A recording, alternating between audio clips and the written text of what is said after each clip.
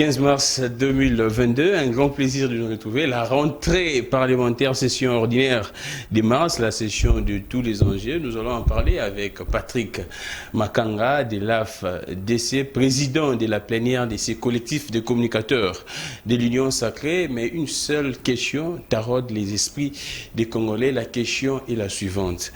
Est-ce la communication des communicateurs qui poserait problème ou bien les présidents de la République ne fait ou soit ne posent absolument rien comme action? C'est ça la grande question, soit les sujets que nous allons nous entretenir avec Patrick Makanga. Parce que selon une bonne opinion, les présidents de la République ne feraient absolument rien. Les bilans seraient négatifs, largement même négatifs, des zéros. Nous allons voir quelles sont les actions déjà posées par les présidents de la République, ou soit c'est un problème lié à la communication. Les services de communication du président de la République, soit les communicateurs, ne font pas un bon boulot. Nous allons revenir sur tous les sujets d'actualité qui pourraient nous intéresser avec le temps, bien sûr.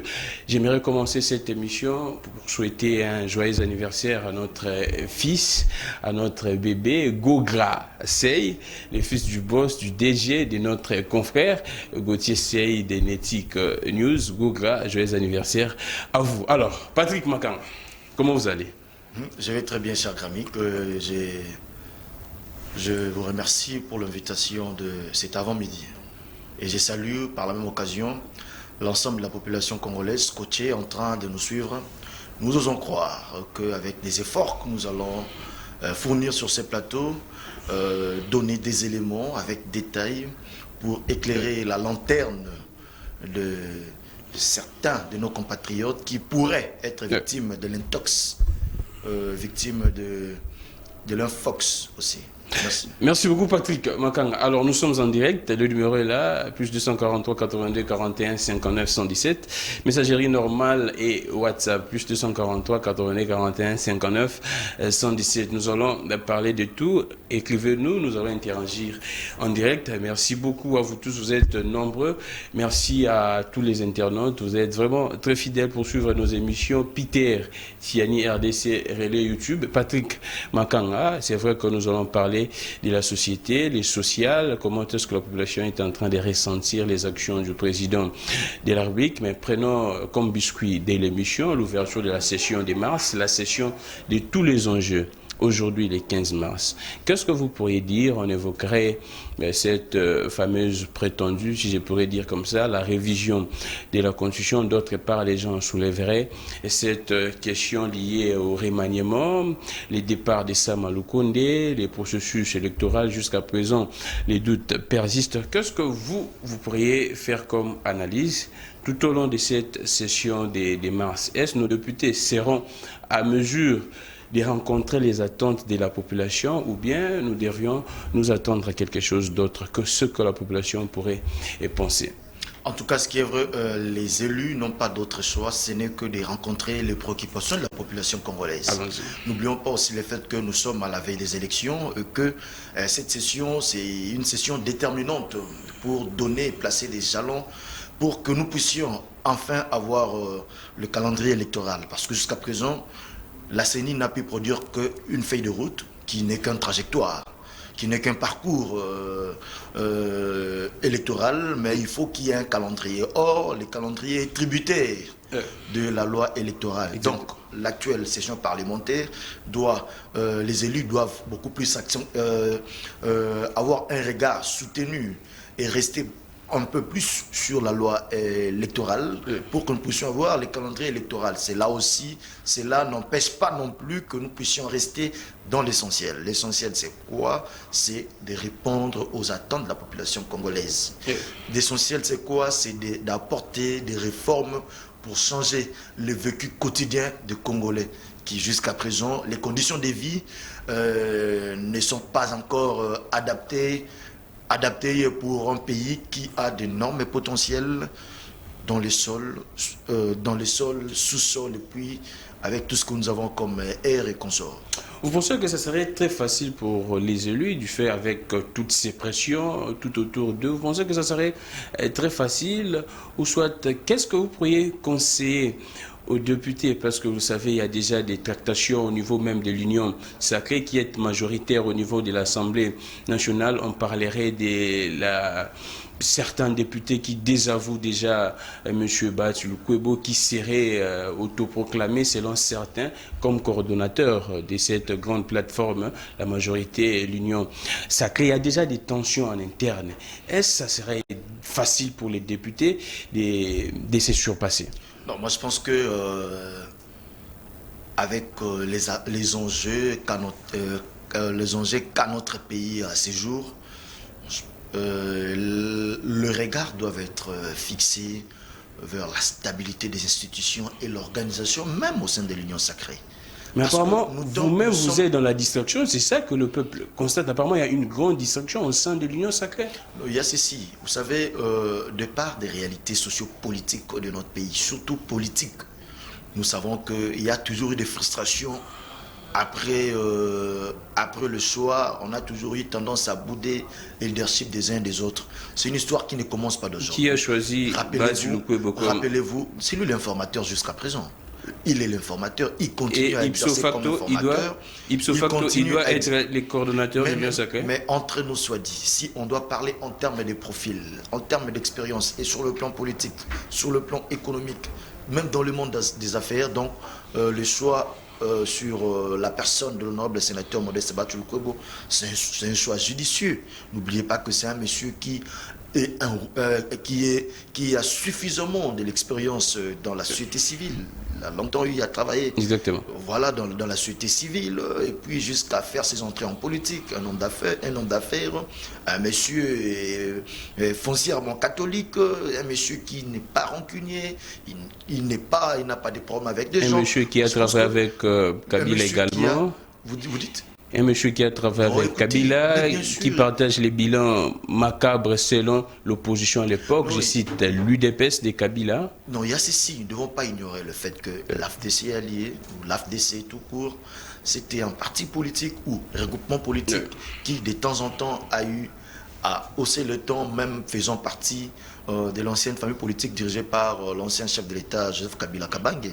C'est ce qui a même fait que aux dernières minutes, après les élections de 2018, que ces derniers ne nous supportent plus. Le PPRD, bien évidemment, ne nous a plus supportés et cela a occasionné notre départ. Ils nous ont chassés, en quelque sorte, parce que nous, malgré étant de cette famille, on disait des vérités. Pourquoi? Parce que nous fustigions les problèmes des castings à l'époque. Vous voyez que les castings, en principe, devraient être faits dans le sens à mettre de personnes qui doivent répondre aux attentes de la population congolaise. Oui. Et c'est là où l'ancienne majorité présidentielle biaisait, en plaçant des personnes qui, en réalité, ne travaillaient pas vraiment pour le peuple, mais pour leur propre compte, et dont la loyauté était beaucoup plus accentuée vers des individus que des populations qu'ils étaient censés servir. Jusqu'au point où nous, on a tapé le point sur la table, disant que non, vous avez proposé, M. Alexis Thabo Mbamba, nous ne sommes pas d'accord, nous n'allons pas continuer à vous laisser placer des gens qui ne vont pas apporter des changements dans ce pays. Nous, on propose la personne de Modeste Batsy Lukwebo, ils ne l'ont pas supporté, ils ne l'ont pas apprécié. Nous avons été chassés du FCC. Nous avons été chassés du FCC. N'oublions pas aussi les faits que... mémoire. Non, des tristes mémoires.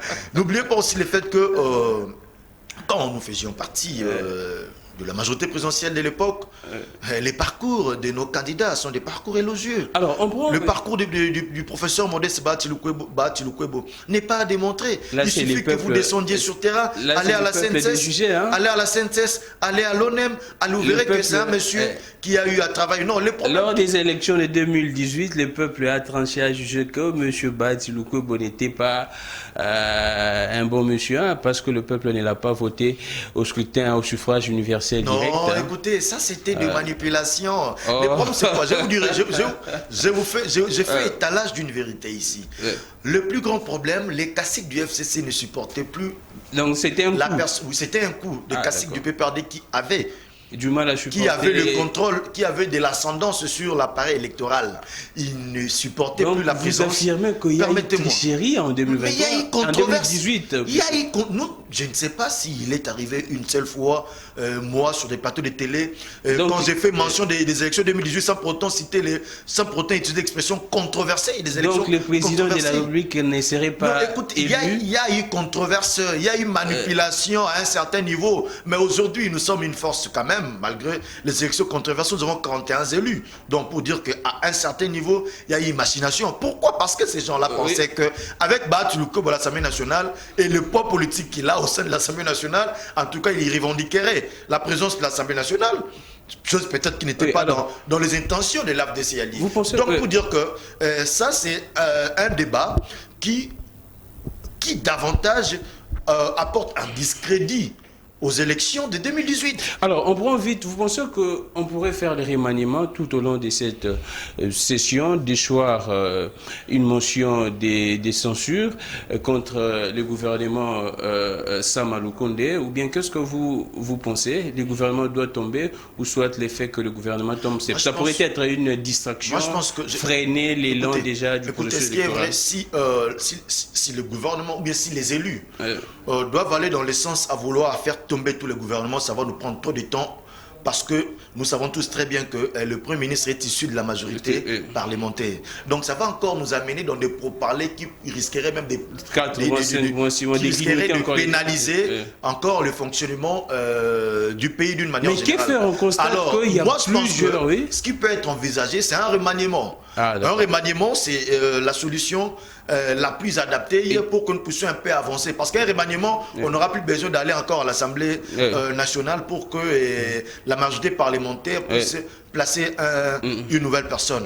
Un remaniement fera en sorte de remplacer des tissus mous pour beaucoup plus de dynamisme. Quels sont les secteurs qui ne fonctionnent pas bien tout au long de ces gouvernements de Sama? Ce qui a signalé, hormis d'abord, il y a les secteurs de transport où il y a beaucoup de couacs. Cherbon Kende.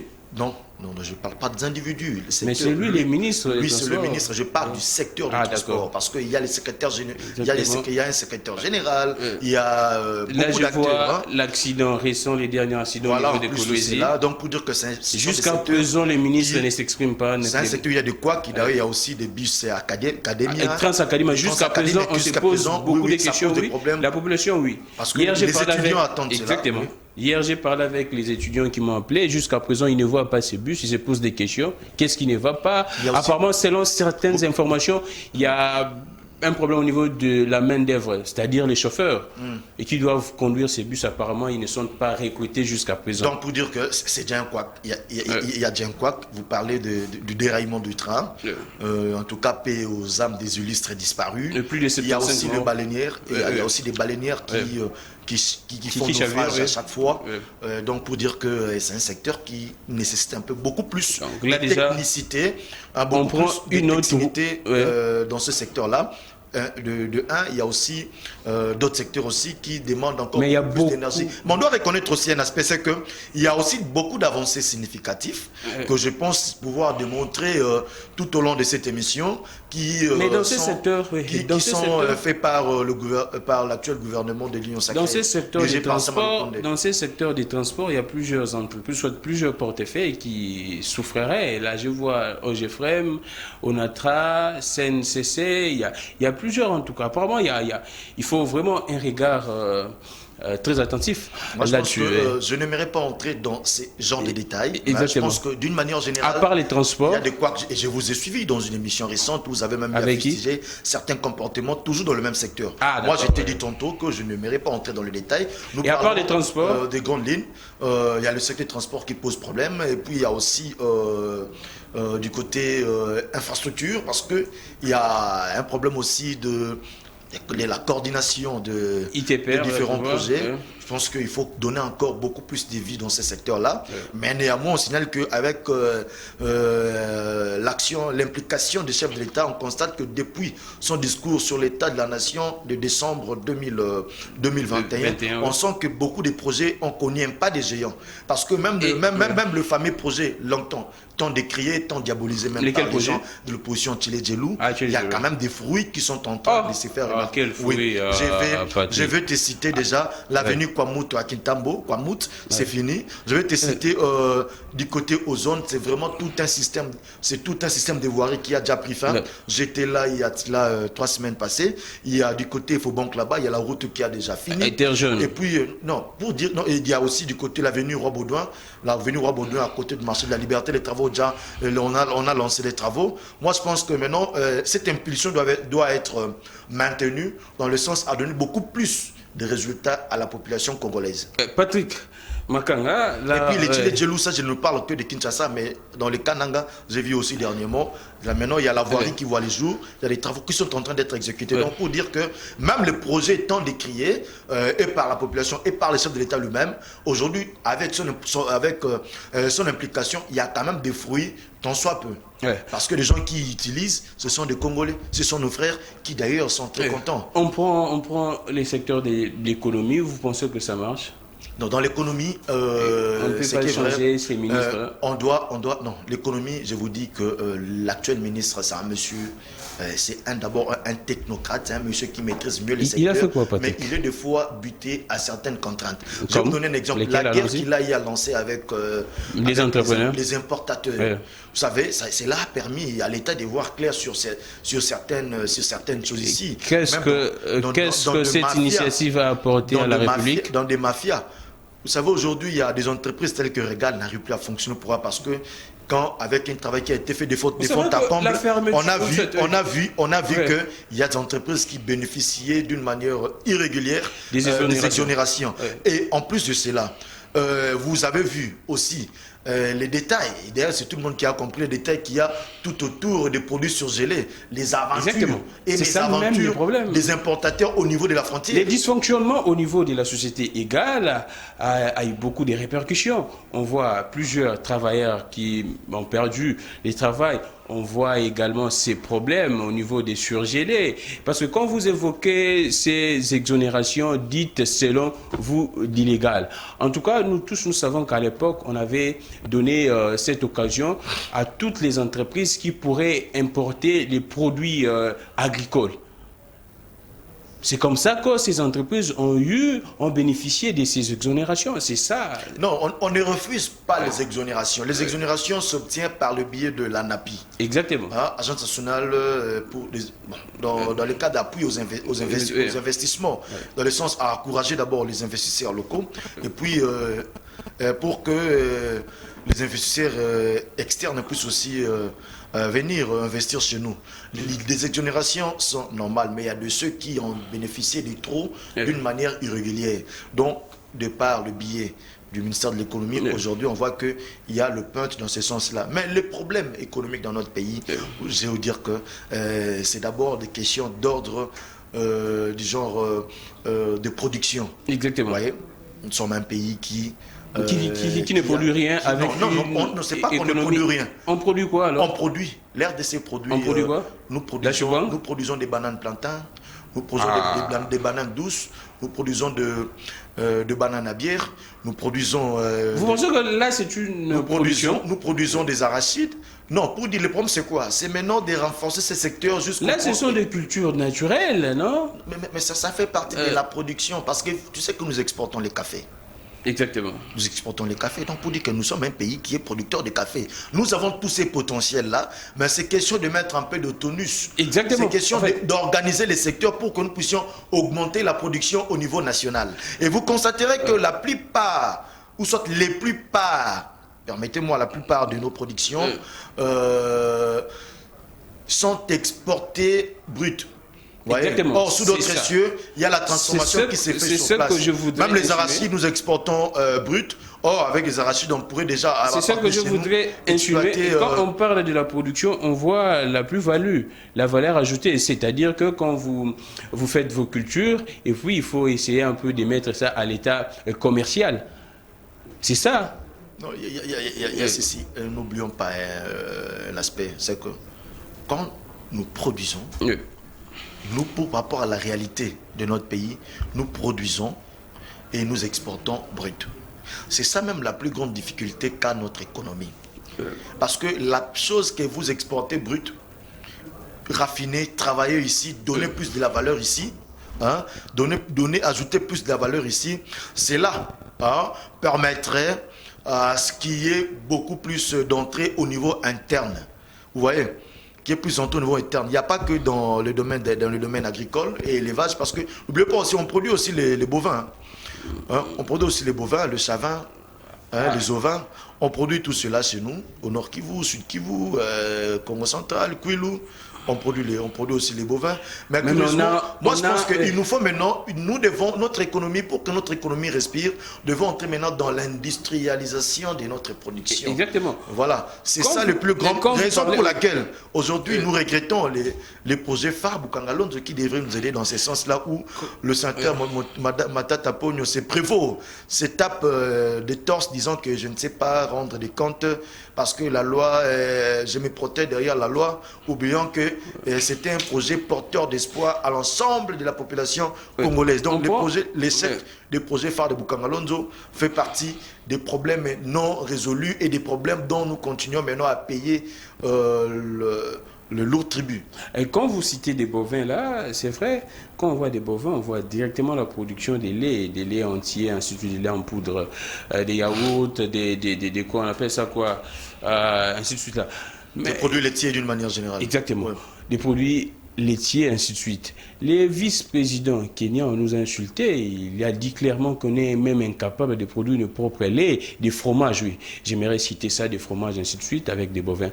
Mais comment est-ce qu'expliquer? C'est de là qu'on parle la production commerciale. C'est là, quand vous citez des bovins, ainsi de suite, c'est un peu perplexe. Mais quand vous spécifiez, vous dites que non, des produits laitiers, là, du moins, c'est très commercial. Alors, on entre dans les vifs de ces sujets que j'ai fait appel à vous. Parce que attendez, là, j'ai mis quelque chose dedans pour que les gens comprennent un peu. Les problèmes, c'est quoi? Nous devons aussi revoir notre loi agricole. Hein? Il y a un problème? Oui, il faut apporter des réformes dans cette loi agricole. C'est ce qui a même été à la base de la visite du président du Sénat en Ouganda, où les gens ont voulu donner des mauvaises connotations. Il était allé pour l'inauguration. Il a reçu l'invitation de son homologue ougandais et par la même occasion, il a peaufiné son projet de loi portant modification de la loi agricole de notre pays. Il est allé peaufiner cela. Pourquoi? Parce que lui surtout... Il est allé inaugurer une boucherie. Non, mais ça arrive. Non, là ça va dans les... Ça c'est maintenant... Mais c'était très ridicule. Hein? Non. Il ne faut pas voir ça ridicule parce que cette usine implantée là-bas en Ouganda, on peut aussi l'amener ici, chez nous. On n'aura plus de problèmes que nous faisons mention. Mais non, tu venais de dire tantôt qu'il y a le vice-président kenyan, qui a tenu insulté, irrespectueux. Pas irrespectueux, insulté. Voilà, à notre égard. Vous voyez, si on peut ramener ça chez nous, je pense que nous aussi, on peut entrer dans l'industrialisation. Il y a un abattoir ici à Massina. Que fait l'État congolais? Il y a un abattoir raison ici pour à laquelle Massina. je te dis ceci, il faut revoir cette loi-là agricole dans notre pays. Il faut revoir, et curieusement, il y a le président du Sénat qui se penche déjà dessus et dont le voyage a été taxé de tous les noms d'oiseaux, pendant que c'est un monsieur qui d'ailleurs issu de l'Est, il connaît les situations et les difficultés de ce coin où qui produit beaucoup plus de bovins, beaucoup plus de bovins, comme je l'ai dit tantôt, des ovins et autres. Il s'est dit, on peut aussi entrer dans l'industrialisation. Vous voyez, c'est dans ce sens-là qu'il a effectué ce voyage. On vous reproche, Patrick Makanga, le président, je pense, l'année passée, vers mars, a effectué un déplacement au niveau de Kinkole, la pêcherie là-bas, de Kinkole. Le président a dit clairement qu'il a trouvé la clé pour la solution pour que le Congolais puisse désormais manger convenablement. Mais jusqu'à présent, on ne voit rien. Le président a promis beaucoup de choses là-bas. Jusqu'à présent, on ne sent pas, je ne sais même pas si le président a oublié lui-même, je ne sais pas qu'est-ce qui se passe. C'est ça également les points. Vous descendez sur le terrain, vous voyez déjà des gens qui ont fourni déjà un pas. Vous venez là, vous promettez à ces gens et puis vous partez jusqu'à présent. Moi, je pense que le chef de l'État, quand il se promène, il doit nécessairement être entouré de gens qui doivent porter à cœur et qui doivent s'activer une fois que lui a parlé. Et nous sommes parmi ceux-là qui pensent que au sein de l'entourage du président, il y aurait peut-être certains couacs, dans le sens que il devrait en principe s'en approprier. Mais je vous informe donc, que pour ces projets de Maluku, ouais. il y a quand même le chef de l'État s'est activé, il y a quelque chose qui a déjà été fait et qu'il y a déjà... on a inauguré une chambre froide là-bas, une chambre froide. Il y a une chambre froide pour aider d'abord pour ce premier temps, parce que les projets... Ces gens dans ces projets... À tout moment qu'il n'y a rien. Dans ces projets, il y avait, je pense, deux volets. Par rapport à la coopérative de pêcheurs, et il devrait aussi, il y avait un problème pour conserver, pour conserver des poissons qu'on a pêchés. Il y a eu, écoute, il y a eu une chambre froide. Il y a une chambre froide. On a juste placé un congélateur, je pense un ou deux, puis c'est tout. Il n'y avait pas de courant, il n'y a rien. Non, pour dire qu'il y a quelque chose qui a été fait dans ce sens-là. L'effet de placer un, deux, c'est fini. Non, il ne faut pas regarder les choses dans les mauvais côtés. Mais c'est ça, vous savez, c'est ça la vérité. Non, les problèmes qu'il y a, qu'il y a là, nous ne devons pas toujours rester et donner l'impression comme si il y a les chaos, le désert, pendant que la volonté du chef de l'État y est. Patrick Makanga, la volonté y est. Moi, regardez la population qui vous suit en ce net moment, vous dites que au fond de votre cœur qu'à Maluku, à Kinkole, ces gens-là ont trouvé la solution pour conserver leurs poissons. Écoutez, ce qui est vrai, moi, je pense t'avoir dit tantôt. Oui.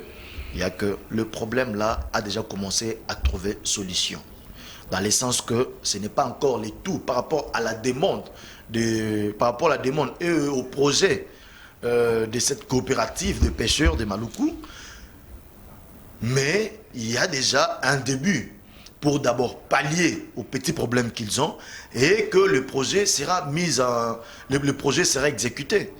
On a beaucoup de projets dans ce pays qui doivent être exécutés. On a aussi besoin, il faut aussi tenir compte de l'argent que nous avons dans notre trésor public. Mais si le chef de l'État va jusqu'au point à faire déjà un pas dans ce sens-là, moi je pense que chaque petit pas effectué vers le bien-être de la population congolaise doit être en principe souhaité, doit être encouragé et puis demander à l'autre de faire encore davantage. C'est question de demander au chef de l'État de faire encore davantage, d'avoir encore davantage un regard soutenu dans ce sens-là pour que les choses puissent aller de l'avant. Ouais.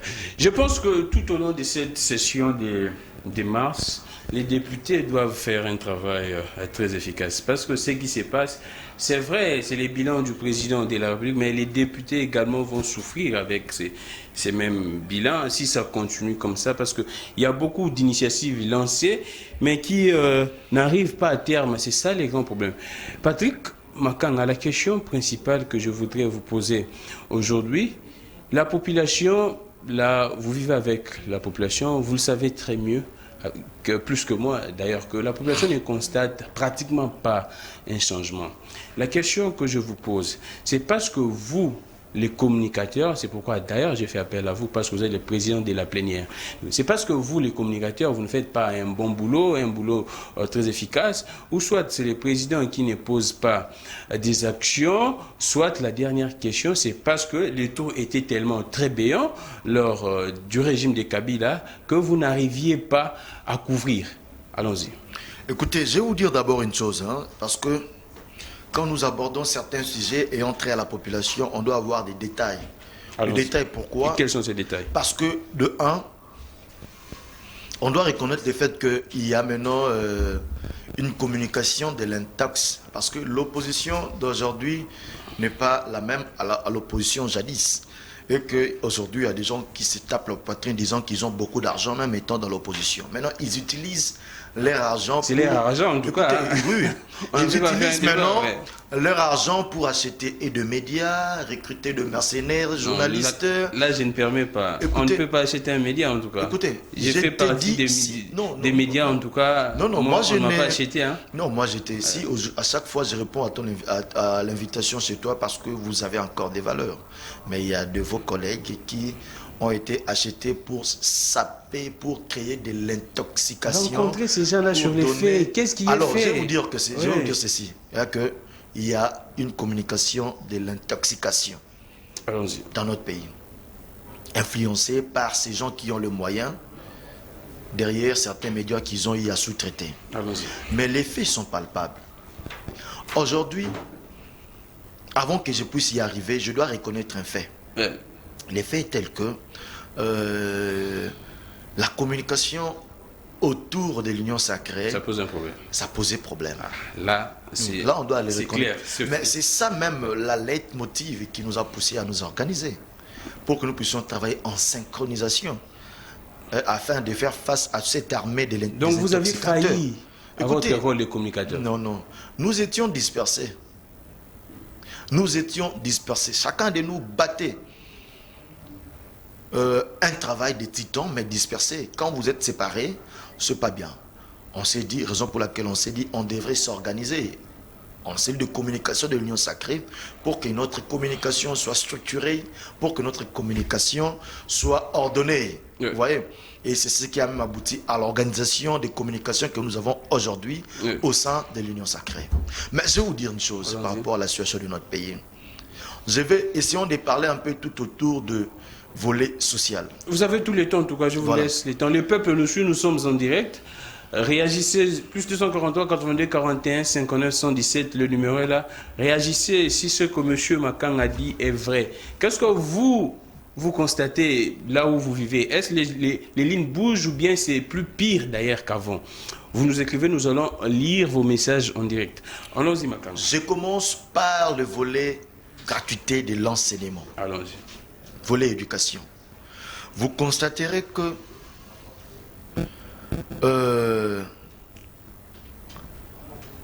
le nombre des élèves qui fréquentent maintenant les écoles a augmenté d'environ 1 979 607 élèves. À combien?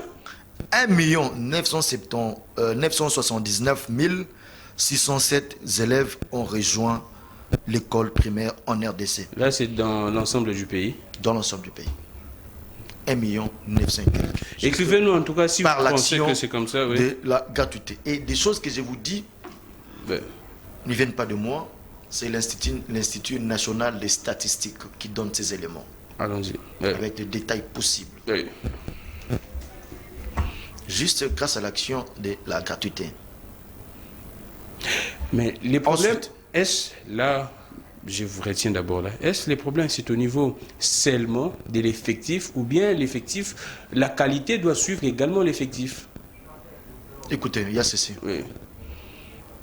La qualité même. Restons d'abord. La qualité de notre système éducatif, il ne faut pas essayer de porter les chapeaux. N'essayons pas de porter les chapeaux à la gratuité. L'effectif ne dit absolument rien, Patrick. Vous pourriez avoir 1 million d'intellectuels, mais qui sont des tonneaux vides. Non, je vous dis... C'est ça les problèmes même de la RDC. Nous avons suivi d'ailleurs, c'est vous les journalistes qui faisaient des fois ce travail de terrain. En 2011, 2010, 2009... Et des diplômés qui ne savent pas écrire les noms. Donc pour dire que la qualité de notre système éducatif... Mais arranger, c'est là, au lieu de dire que nous avions... Non. Écoutez, cher Kamik, écoutez, les temps que nous y parvenons, les temps d'y parvenir en termes de qualité, il faut d'abord donner de la valeur aux acteurs majeurs de la qualité de l'éducation de l'enseignant congolais. L'enseignant congolais, avant la gratuité, touchait 85 $ américains. L'enseignant congolais, de l'argent qui sortait de l'État. Je ne parle pas de la motivation, une façon de rançonner les élèves, les parents d'élèves. Les salaires de l'État. Ce que l'État déboursait chez l'enseignant était 85 $ américains. Ça vaut 85 $ américains. Mais aujourd'hui, un enseignant a déjà atteint 160 $ américains. Ce n'est pas encore fameux, mais c'est déjà un pas vers le bien-être, vers l'amélioration des conditions de vie de ces enseignants congolais. Et pourquoi il grévait ces enseignants au début de l'année scolaire? Il y a ceci, il continue. C'est pas encore là, c'était un palier qui au fur et à mesure. Pourquoi est-ce au fur et à mesure, va commencer à être ajouté. N'oubliez pas le fait que les mêmes enseignants venaient de percevoir la prime de la gratuité. Exactement. Ils ont perçu la prime de la gratuité. Je ne sais pas si ça continue jusqu'à présent. Il y a de ceux qui ont touché dans les environs de $900 de la prime de gratuité. Oui. Allez à l'EPST, vous allez vous renseigner. Là, c'est pour les enseignants debout qui touchent des crêpes. Donc, pour dire qu'il y a déjà un travail qui est en train d'être mené dans le sens à réhabiliter l'enseignant congolais. Parce que la détérioration de notre système éducatif, la détérioration en termes de qualité a vu les jours quand l'enseignant congolais a été abandonné chez les parents des élèves. C'est là qu'il y a eu détérioration des conditions de vie de l'enseignant et que ces derniers qui, ne sachant pas laisser quelque chose chez lui à la maison, n'avaient plus la morale possible à venir donner les meilleurs de lui-même au sein de l'établissement. Raison pour laquelle on voit des enseignants qui, des fois, demandent de l'argent aux élèves pour, des fois, leur donner des points. Vous pensez que... Et qu'il y a de ceux qui passent même de classe par quelques petits billets de francs congolais au détriment de la méritocratie. Ce sont des éléments qui ont fait que la qualité de l'éducation puisse baisser. Or, maintenant, si vous réhabilitez l'enseignant, si l'enseignant à son niveau, c'est déjà avoir de quoi lui permettre de nouer les 2 bouts du mois, de quoi lui permettre de mieux vivre, je ne vois pas ce même enseignant aller encore et descendre au point de cautionner les élèves, à lui donner de l'argent pour leur donner des points et que les élèves puissent passer des classes sans pour autant avoir du contenu en termes intellectuels. Donc moi je pense que l'allure qu'a pris le gouvernement congolais sous l'impulsion du chef de l'État, c'est déjà bon. Question maintenant, est-ce que nous puissions entrer dans le sens maintenant à intensifier les actions allant dans le sens à réhabiliter, à ressusciter notre système éducatif pour que nous puissions avoir des élèves ou des enfants compétitifs qui vont assurer l'avenir de notre nation. Alors, vous me permettez de lire cet article des radios Okapi sur cette fameuse prime de la gratuité. Le gouvernement s'engage à payer à partir de 2022 la prime de la gratuité de l'enseignement des bases, en plus de la prime des transports et des loyers pour les enseignants des grandes villes, ainsi que la prime des bourses de 75 000 francs, équivalent à 37 $, pour les enseignants des territoires, tel que convenu dans les accords des Bibois. C'est vrai qu'après Bibois, il y a eu quoi? L'accord ici au Bas-Congo, ici, au Congo central et terme, Mboué-la Lodge, voilà. Tel que convenu dans les accords des Bibois. C'est ce qu'a annoncé mercredi 1er décembre le ministre de l'Enseignement, Tony Mwaba, à l'Assemblée nationale. Tony Mwaba répondait à une question orale avec débat du député, ainsi de suite. Je prends dans son intervention, l'auteur de la question orale, Floribert Lola, affirme qu'avec la mesure de la gratuité des enseignements, là je pense que j'ai saute. En réponse, le ministre de l'EPST a noté quelques réalisations au nombre desquelles la majoration salariale de 40 000 francs, 20 $ pour les enseignants, pour l'exercice budgétaire en cours.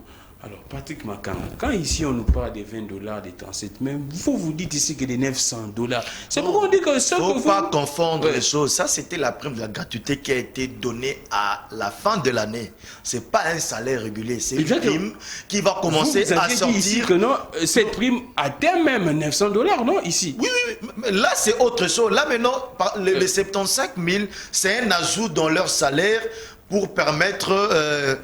on a dit le frais de transport, ajouter les frais de transport, déplacement et autres pour ceux qui sont dans des grandes villes, les frais de brousse pour ceux qui sont dans des milieux ruraux. Ouais. Donc là, ça n'a rien à voir avec la prime de la gratuité qui, selon le ministre Tony a dit, ça va commencer à être donné d'une manière périodique. Donc d'une manière périodique, ça va commencer à sortir. Donc la prime de gratuité, c'est... Il y a de ceux qui ont touché plus ou moins dans de 900 $. Donc c'était en fonction. C'était aussi en fonction de grade aussi. Ouais. L'État paye en fonction des grades. Ouais. Et puis Là, je vous parle sur le volet éducatif Oui. pour dire qu'il y a quand même des efforts qui sont en train d'être consentis. Parce que jadis, ces mêmes enseignants-là touchaient 165 000 francs congolais. Aujourd'hui, ils avoisinent Vous aviez dit 380 000 francs congolais, et qu'ici on ajoute encore les 75 000, les 40 000 qu'on devrait d'ailleurs ajouter déjà, ils vont atteindre dans des 400, si on ajoute encore 75 000, ils vont atteindre dans des 475 000, pour dire que maintenant nous sommes dans une dynamique à réhabiliter un peu l'enseignant congolais qui jadis était dans les oubliettes, qui jadis était dans le passif de toute volonté politique mal matérialisée ici. Donc, moi je pense que les choses sont en train d'évoluer dans notre pays, devons saluer les efforts, parce que n'oubliez pas le fait que non, la situation de notre pays était chaotique. Hein, la situation était chaotique depuis vers les années 1980, où le gouvernement a eu à remettre la prise en charge des enseignants chez les parents. Aujourd'hui, je pense que l'RDC est en train de renaître. Parce que nous allons dans ce sens-là. Oui.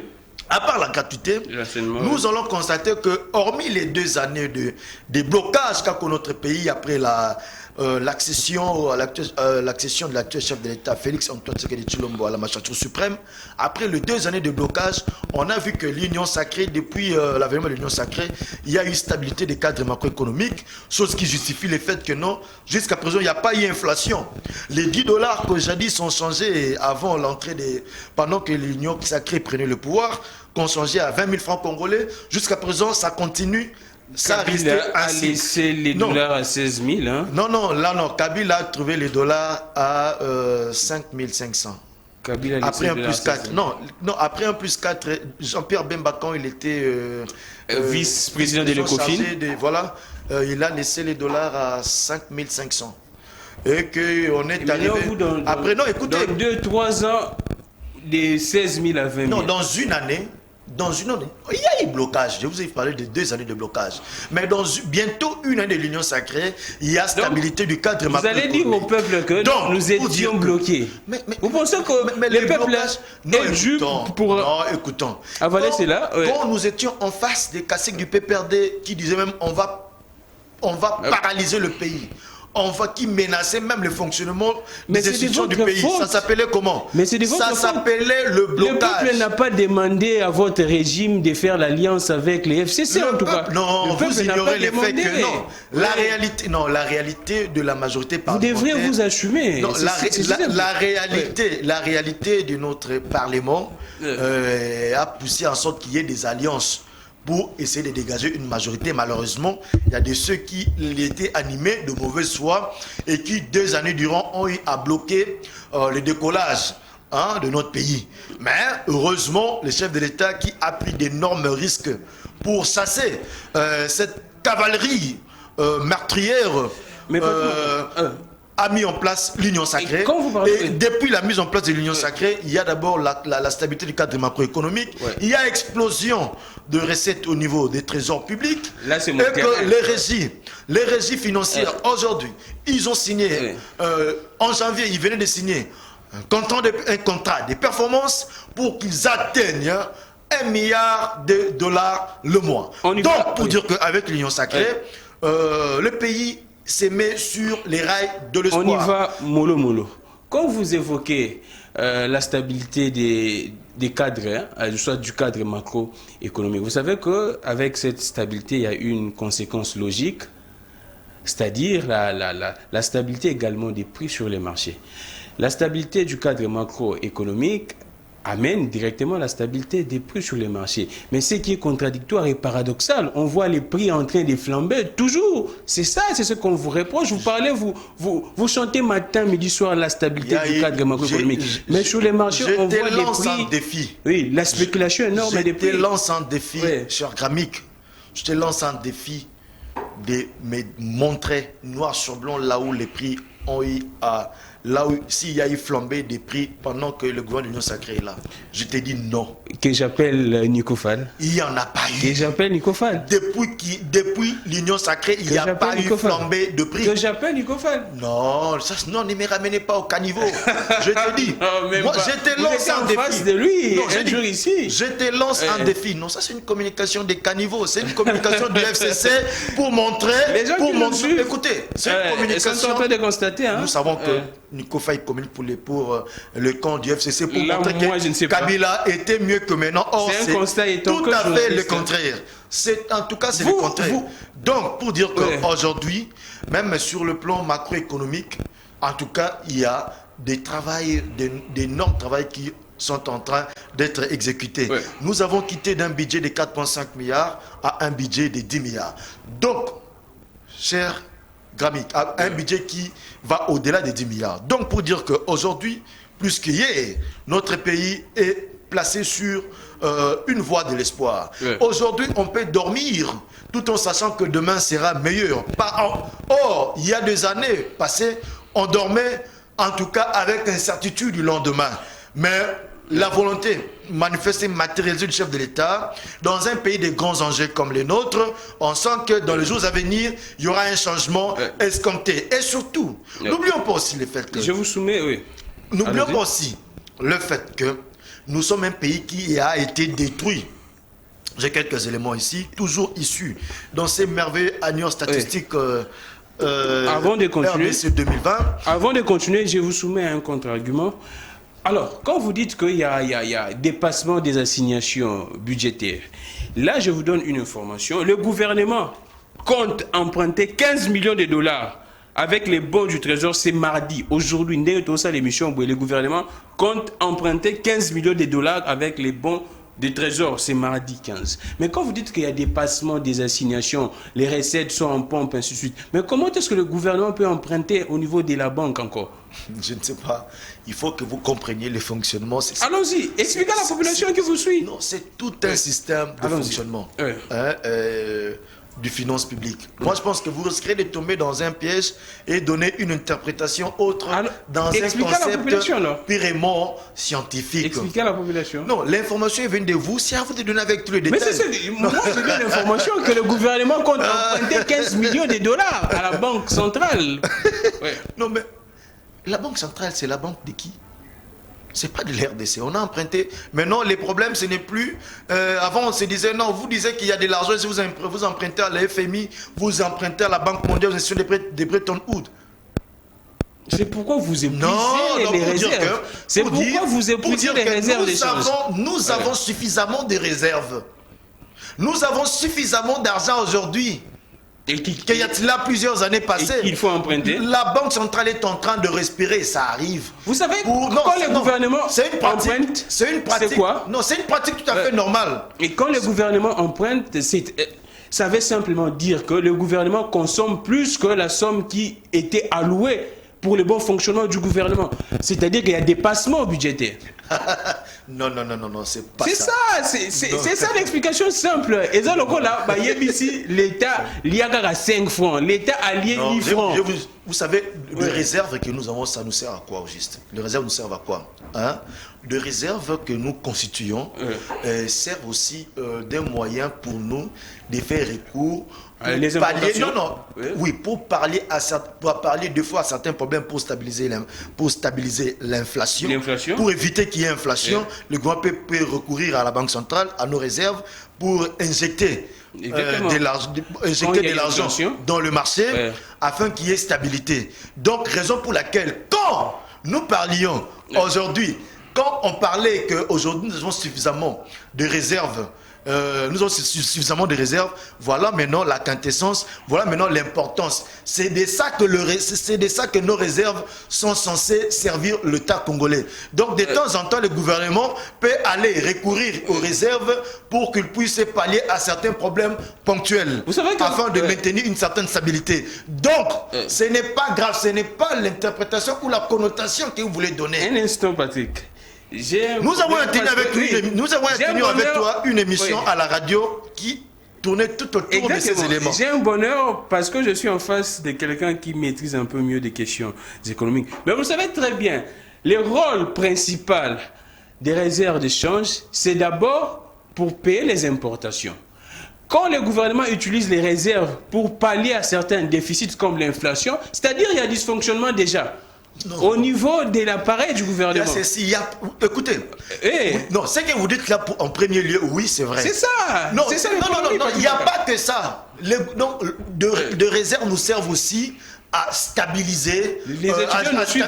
Les étudiants en économie nous suivent. Oui, et c'est vérifiable. Vous pouvez même aller, c'est disponible partout, même à l'internet. Vous pouvez même voir ça. De réserves, comme tu as dit, principalement, oui. C'est pour les importations d'abord. Oui, mais aussi... La balance des paiements. Mais aussi contenir l'inflation. Parce que si nous n'avons pas de réserve... Là, c'est quand il y a dysfonctionnement, Patrick Makan. Non. Ce sont des réalités de marché. Vous voyez, dans le marché, des fois, quand la demande... Quand il y a plus de demandes que d'offres, l'État doit intervenir. Il intervient. Il y a dysfonctionnement alors. Non. C'est un dysfonctionnement. C'est la réalité. Non, écoutez. En économie, nous sommes un pays simple. La loi d'offre égale. Nous sommes une économie de marché. Nous sommes une économie de marché. Donc le gouvernement aussi fait partie des intervenants dans le marché pour assurer une certaine stabilité, que la population n'en pâtisse pas. Le gouvernement intervient. Des fois, il baisse son taux directeur. Le gouvernement baisse, par le biais du Banque centrale, baisse son taux directeur, juste pour essayer de créer la stabilité du cadre macroéconomique. Raison pour laquelle des réserves d'échange vont aussi sont présentes dans ces sens-là. Hormis les importations, oui. Pour les gens qui nous suivent, pour les gens qui nous suivent, pour comprendre le taux directeur, c'est les taux Oyo, Banque centrale à déficit la banque privée. Tant que banque privée, rodé fambongo, na banque pour que ba déficit sabino, sorio tiki mbongo na yo pour que soit. C'est ça qu'on appelle les taux directeurs. Voilà. Donc ce qui l'État, la banque a quitté Siango, il y aura facilité pour que la banque ba facilité de crédit. Exactement. Voilà. Donc pour dire que c'est tout à fait normal. C'est tout à fait normal. Le problème serait si dans nos réserves nous n'avons pas 15 millions de dollars. C'est là où ça poserait problème. Vu qu'il y en a, c'est un non-événement. C'est ça même le rôle dans ce sens-là. Voilà. J'étais en train de vous dire que le pays était par terre. Notre pays était à genoux. Avec certains éléments que j'ai ici, on nous dira même que... on évolue. 73,4% de ménages sont non connectés dans les réseaux électriques en RDC, sont les données de en 2018. Voilà la situation du pays qui a été trouvée. Attends, je vous explique la situation. Allons-y. Parce que nous avons connu des politiques depuis l'accession de notre pays à l'indépendance, des politiques qui n'ont pas résolu des problèmes sociaux de base. Donc, vous voulez dire que la couverture en réseau électrique s'est améliorée? Non, je dis ceci. Oui. J'ai dit 73,4% des ménages sont non connectés dans les réseaux électriques en RDC en 2018. C'est pourquoi j'ai dit, donc vous, avec l'avènement de votre pouvoir, la couverture en réseau électrique s'est améliorée. Vous pensez? Je reviens sur ta question de départ. Restons sur ce que tu as posé comme question. Tu as dit, parmi des brèches que tu as placées dans ta question, c'était est-ce que c'était parce qu'il y avait vraiment un problème sérieux avant l'accession de l'actuel chef de l'État au pouvoir? Ça faisait partie des éléments de ta question. La raison pour laquelle je dis, c'est que les problèmes étaient catastrophiques. Donc en 2018, 73% de la population manquait la couverture en réseau électrique. Oui, n'était même pas connecté. Exactement, c'est ça. N'était même pas connecté. Aujourd'hui, écoutez-moi, écoutez. Il y a 98% des ménages ne sont pas connectés à l'Internet.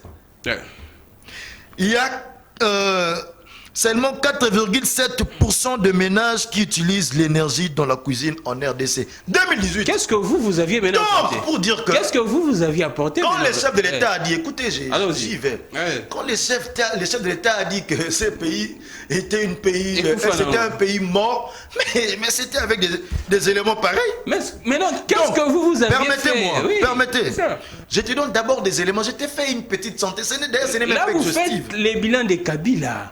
Donc, c'est pour te dire que le pays, dans tous les secteurs sociaux de notre population, le pays avait distingué dans le mal. Le pays était par terre, pour ne pas dire le pays donc était mort. Raison pour laquelle, vous aviez avec maintenant, écoutez-moi. S'il vous plaît, Patrick. Écoutez. S'il vous plaît, ne laissez pas la population comme ça. Vous aviez dit ici que Kabila a laissé les pays en 2018. 73% de la population manquait la couverture en réseau électrique. Maintenant, vous aviez ramené ces taux à combien de pourcents? C'est ça que la population veut savoir. C'est ça votre bilan. Voilà. Merci beaucoup. Je peux maintenant continuer parce que j'étais déjà en train de te donner des éléments, mais tu as interrompu ma réflexion. Donnez-moi le temps de finir la réflexion. Merci beaucoup de la parole accordée. Aujourd'hui, on est en train de constater que les changements tant attendus ne s'obtiendra pas en claquant du doigt. Aujourd'hui, les taux, on doit se convenir. Écoutez-moi. Combien de pourcents actuellement? Ce n'est pas. D'abord, je te donne des éléments parce que j'ai des éléments ici. Je te donne des éléments. Je te dirais que ce n'est pas en claquant du doigt que les changements sera obtenu dans notre pays. Les changements, c'est un processus. Et il y a d'autres secteurs qu'il nous faudra, pour atteindre d'autres secteurs, qu'il nous faudra peut-être 15 ans, 20 ans. Parce que la destruction de notre pays a intervenu, nous a pris plus ou moins 60 ans, depuis notre accident de l'indépendance. Maintenant, aujourd'hui, je te dis qu'il y a quand même eu des lignes qui sont en train d'être bougées. Parce que juste l'action de Kisangani, aujourd'hui, la population de Kisangani en Ituri, ancienne province orientale, il y a rétablissement de l'électricité qui a impacté au donné de... Juste après le départ de maman Denise, la situation est redevenue comme c'était avant. C'est-à-dire qu'il n'y a plus d'électricité là-bas. Ce n'était que juste lors du séjour de maman Denise. Le problème que nous avons dans notre pays, c'est aussi le fait que nous plaçons les hommes qu'il faut à des places qu'il faut. On a vu ce problème être résolu, mais il y a juste quelques cons, ça pose problème. Ce n'est pas aussi d'une manière générale. Parce que avec l'intoxication, l'information de l'intox, on montre seulement là où ça ne va pas, mais d'une manière générale, la situation a été résolue.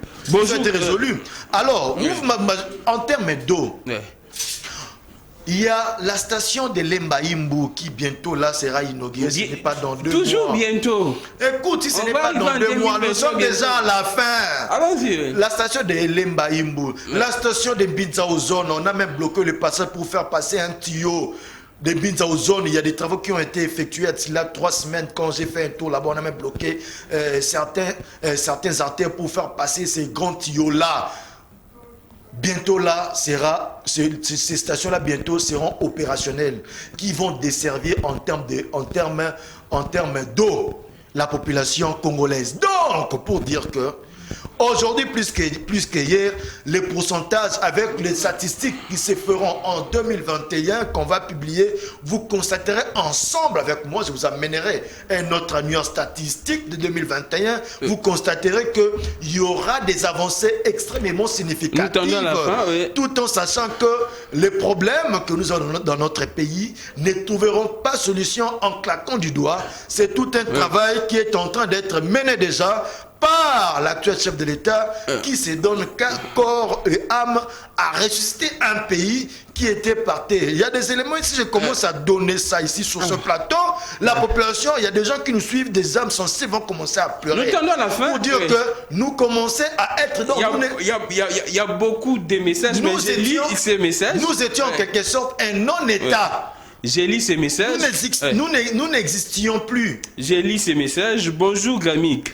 Dis aux gens de l'Union sacrée, ils vont chier en 2023 quand JKK sera de retour au pouvoir. Vous voyez que là maintenant le peuple serait en train de demander le retour de Kabila. Le message est là. On sait là où ça peut venir. Parce que si le pays est ce qu'il est aujourd'hui, c'était à cause des gens qui étaient tout autour les caciques là, qui étaient tout autour de Joseph Kabila, qui ne lui ont pas aidé. Ça fait que le pays se retrouve dans une situation catastrophique. Vous dites des chiffres. La situation chaotique. Je vous ai posé la question. Dites au peuple. Vous aviez dit vous avez trouvé les manques en dessert, en couverture en réseau électrique 73%. Vous aviez ramené à combien? Là, vous ne dites pas. Non, écoutez, moi je ne viendrai je ne viendrai pas ici raconter d'histoires qui ne se vérifient pas. Aujourd'hui, nous sommes en 2022. Je pense qu'on est en plein l'Institut national des statistiques où je me suis abonné est en train d'élaborer. Depuis 2018, 2021, ici, 2019, ici 2020, 2022. Écoutez-moi, pardon, s'il te plaît. Allons-y, Patrick. On fait le parallélisme de 2018 jusqu'en 2019. On publie ça en 2020. Voyez. Donc, en une année de pouvoir, qu'est-ce que votre régime a fait? Les blocages du FCC. L'Institut national des statistiques est en train de travailler, mais je t'ai déjà donné des éléments, et par des questions que j'ai posées là-bas, ils nous ont dit qu'il y a des avancées dans presque tous les secteurs de notre pays. Écoutez-moi, et qu'aujourd'hui, vous voulez qu'on puisse parler des avancées. Aujourd'hui, sur le plan sécurité, les enfants qu'on appelait Klouna ici, qu'on a tués avec l'opération Likofi. Aujourd'hui, ils sont des gens qui sont en train d'apprendre le métier. Votre ministre Fabrice ils sont payés. Votre ministre des droits humains est contre ça. Il dit que c'est en violation. Les travaux forcés sont prohibés. Écoutez, ces gens sont en train d'être payés. Ils sont maintenant utiles. Ils ont appris le métier. Ils ont appris beaucoup là où ils sont. C'est comme une école. Et aujourd'hui, nous avons vu des vidéos où il y a de ceux qui pleuraient même. Ces enfants peuvent vous intenter en justice. Hein, ils étaient marginalisés, ces enfants ici en Kinshasa. On les a tués ici, on les a jetés dans des rues de Kinshasa. C'était des enfants d'autrui. Il y avait même des parents, il y avait même des filles qu'on tuait. Mais ces enfants-là, aujourd'hui, ils sont devenus utiles. Ils ont appris le métier. Ils ont appris la maçonnerie. Ils ont appris les travaux champêtres. Ils ont appris. Et puis, ils sont en train d'être payés. On a vu de ceux qui ne sont même pas retenus. Ils ont pleuré de voir, de se faire utile à la société, toucher un salaire à la fin du mois. Merci beaucoup. On finit avec vous. C'est vrai que malheureusement, vous étiez arrivé en retard. C'est difficile de lire tous les messages, mais je prends une petite question. On en est où avec la construction du port en eau profonde des Bananes, que le président de la République a posé la première pierre? Je pense que c'est un dossier qu'on devrait aborder au début avec tous les éléments possibles. Je te donne rendez-vous. Batongi déjà Nini Moko, Pilon Mort déjà bâti. Je te donne les rendez-vous. Donnons-nous rendez-vous. On en parle dans une édition prochaine. Jusqu'à présent, rien n'est fait selon mes informations. Écoutez, il y a ceci. Il n'y a que la première. Non, il y a ceci. La pierre là. Il y a ceci. N'oublions pas que dans des travaux publics, il y a faisabilité, refaisabilité, étude. Vous voulez qu'on puisse construire un port qui peut-être sera emporté par l'eau. Vous voulez qu'il... Non, écoutez, je te dis que... La population vous suit. Tout ce que je te demande, c'est de me donner encore une autre occasion de venir expliquer noir sur blanc les réalités de ce port en eau profonde. Il n'y a même pas de briques là-bas jusqu'à présent. N'oublions pas aussi le fait que j'ai dit d'une manière générale, le secteur des transports pose un peu de couac. Mais néanmoins, je viendrai te parler avec ample détails et précisions concernant ces dossiers. Moi, je ne suis pas de ceux qui racontent n'importe quoi à la télé sans pour autant vérifier la quintessence de ce que je suis en train de dire. Nous sommes à la fin. Je pense que le peuple a été édifié de cette émission. Nous avions échangé avec, j'ai aimé, en tout cas, l'expertise apportée par Patrick Makanga. Un dernier mot, qu'est-ce que vous pourriez dire? C'est vrai qu'on ne va pas parler de vos histoires là, des communicateurs, ensuite, mais qu'est-ce que vous pourriez dire à la population dans l'ensemble? Que la population puisse continuer à espérer, qu'elle soit patiente toujours, ou bien qu'est-ce que vous pourriez dire? Vous pensez qu'en 2023, on doit accorder un autre mandat au président de la République, ou bien un mandat suffit pour Félix Tshisekedi? Tout ce que je peux demander à l'ensemble de la population congolaise, d'abord, c'est de continuer à croire en Dieu. De croire en Dieu? En Dieu, pour qu'il soit à l'abri des intoxications. Parce que moi, j'ai pris chaque jour, je suis croyant chrétien du ministère de la Voix, dans le sens que... oui, je suis de Dewey. Dans le sens que ma prière, c'est que Dieu puisse mettre la population à l'abri des discours des détracteurs de notre pays qui veulent peindre tout en noir, pendant que l'action de l'actuel chef de l'État, même si je prenais dans une année avec l'Union sacrée, même si je prenais les 3 années, vaut plus que les 10 années que les autres ont passées à la tête de ce pays. Merci Alors, beaucoup, si la population se met à l'abri des discours des détracteurs, des gens qui veulent véhiculer le malheur pendant qu'il y a il y a un travail de titan qui est en train d'être abattu pour réhabiliter l'homme congolais. Si Dieu, je sais que Dieu va y arriver et la population va donner un second mandat avec brio au chef de l'État, malgré la présence des traîtres parmi nous au sein de l'ensemble de la République, qui a recruté des mercenaires qui même sont députés. Ils ont aujourd'hui on le préfère datant journaliste que député. Merci beaucoup, parce qu'ils sont vraiment la honte de la population c'est toujours ensemble. Je sais que quand vous venez ici, c'est pour tirer ensemble. Non, leur comportement, les comportements de l'ensemble de la République restent à désirer. Merci beaucoup. Moi, je pense que ces partis ensemble de la République doivent faire très attention parce qu'il doit continuer à recruter des mercenaires. Je ne sais pas s'il va encore recruter la base. Il faut avoir beaucoup d'argent. Bon, vu qu'il y a de ceux qui se prétendent avoir des millions dans ce parti, je pense que leurs millions vont s'épuiser s'ils doivent acheter des militants aussi, comme ils ont acheté des mercenaires, anciens journalistes et députés. Merci beaucoup, ça n'est fini pour aujourd'hui. Là, j'ai dit que honorable, soit les députés provinciaux, Mike Moukeba, je pense, serait en audience.